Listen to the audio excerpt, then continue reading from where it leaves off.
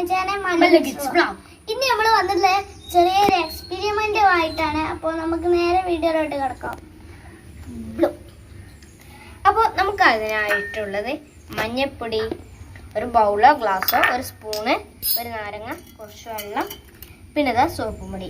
അപ്പോൾ നമുക്ക് ആദ്യം കുറച്ച് വെള്ളം എടുത്തിട്ട് ഇതാ ബൗളിലേക്ക് ഒഴിച്ചു കൊടുക്കാം.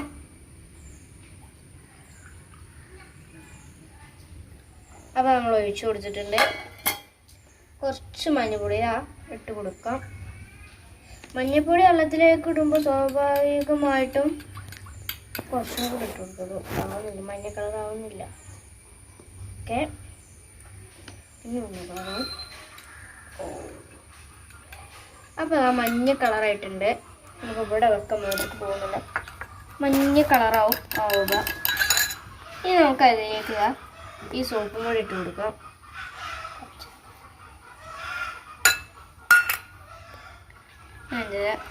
ഇതുണ്ടോ, കട്ട റെഡ് കളറായിട്ടുണ്ട് ഗൈസ്. ഇതാ കാണുന്നുണ്ടോ, കട്ട റെഡ് കളറാണ്, കട്ട റെഡ് കളറ്.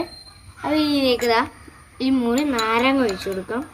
ഇളക്ക് കൊണ്ടിരുന്നുണ്ടോ, കളയല്ലേ